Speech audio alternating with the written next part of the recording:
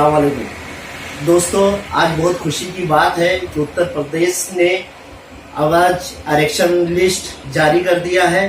काफ़ी दिनों से इसका इंतज़ार था और हमने जो 7-8 महीना मेहनत किया, हमारे दोस्तों ने जो मेहनत किया वो रंग लाया। आज हमारा जो सीट है डुमरियागंज में मेही हरदो वो सामान्य रहा।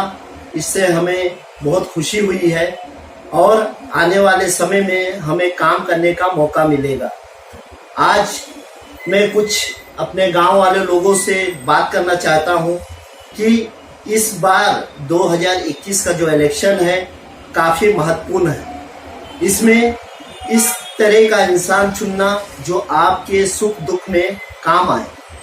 जैसे कि आपको पता होगा कि 5 साल आप किसी ने किसी को वोट देके जिता दिया, आपके पास खुद उसका ब्यौरा होगा कि उन्होंने कितना अच्छा काम किया है कि नहीं किया है। अगर अच्छा काम किया है तो ऑफकोर्स आप उस इंसान को जरूर लाइए, अगर नहीं किया है तो तुरंत उसे बदल देना चाहिए, चाहे कोई भी व्यक्ति क्यों ना हो। आपको ये तो पता होगा मेरे एम के बारे में, सभी गांव वालों लोग को पता है कि हम कितना काम करना चाहते हैं। हमने एक मैनिफेस्टो जारी किया था, वो मेरा मैनिफेस्टो नहीं, वो मेरा वचननामा था। आज मैं फिर से आप लोग के सामने अपने वचननामा को दोहराऊंगा। जैसे कि सीसी कैमरा लगाने का मेरा पहला उद्देश्य है, जिससे महिलाएं को ऊपर जो अत्याचार हो रहे हैं उसे रोका जाए। दूसरा, वाईफाई। आपको पता होगा कि अभी 2020 में लॉकडाउन हुआ, पूरा देश उसमें गंभीर स्थिति में रहा, फाइनेंशियल प्रॉब्लम में रहा। किसी के पास रिचार्ज करने का पैसा तक नहीं था। लोग बम्बई में फंसे रहे, गांव में फंसे रहे, उनसे कोई कांटेक्ट नहीं हो पा रहा था, कारण कि उनके मोबाइल में पैसे नहीं थे। तो मैंने एक बात सोची है कि जितने भी चौराहे हैं हमारे मेही हरदो, गंवारे, कोनकटी और मेही में, सभी जगह पे वाईफाई लगाया जाए। जो भी जिनके पास पैसा नहीं है वो आकर वाईफाई से कनेक्ट होकर अपने दोस्त, यार, बेटा, बेटी से बिंदास बात कर सकते हैं। उसमें रिचार्ज कराने की ज़रूरत नहीं है। इससे उनके पैसे भी बचेंगे महीने के, चाहे साल के। अगर जोड़ा जाए तो कितने पैसे बच सकते हैं ये आप खुद समझ सकते हो। तीसरी बात ये रहा, महिला और युवाओं के लिए हम कौशल विकास योजना जो प्रधानमंत्री जी का है उसे हम लॉन्च करेंगे अपने गांव में।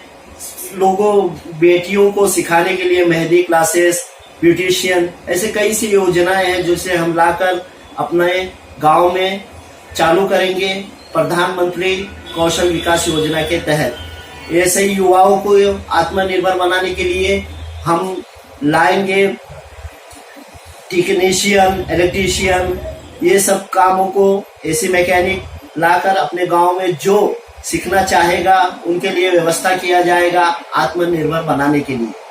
और आपको मैं बता देना चाहता हूं कि आने वाले समय में जैसे कि हमारे चौराहे पे ई टॉयलेट की व्यवस्था नहीं है। आपको पता होगा हम गांव के बाहर जाते हैं, कई किलोमीटर चलने के बाद आके बैठना पड़ता है, क्योंकि गांव के पास इतने साधन नहीं है कि तुरंत आपको मिल जाए।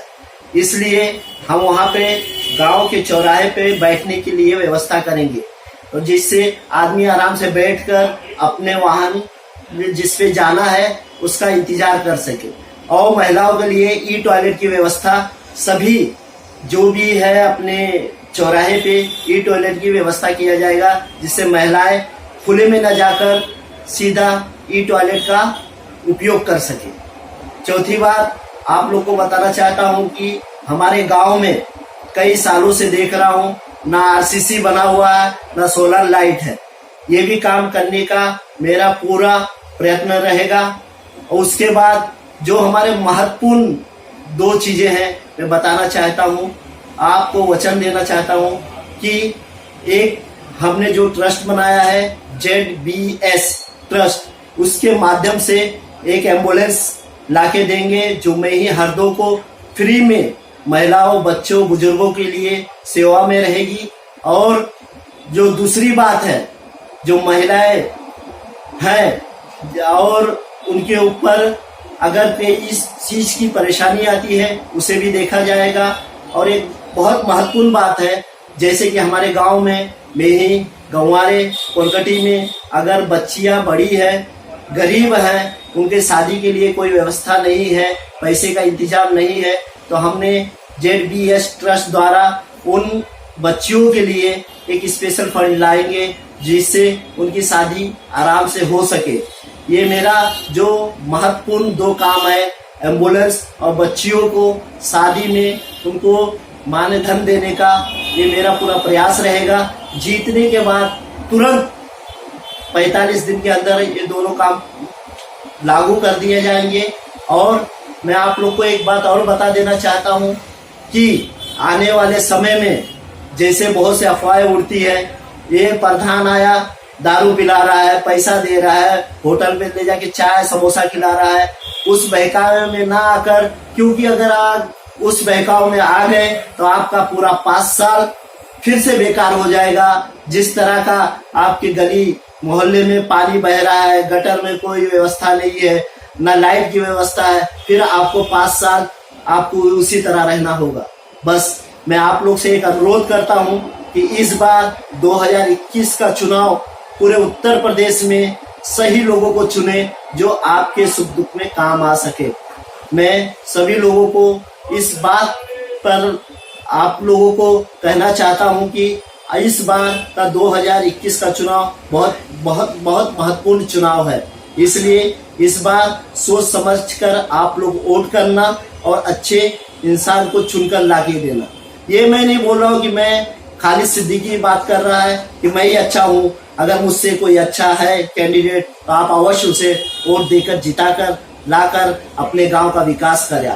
बस आप लोग से ये 2 बातें करना था। कर मैं सभी को नमस्ते, अस्सलाम वालेकुम बस कह के अपने भाषण को यहाँ ही समाप्त करता हूँ। जय हिंद।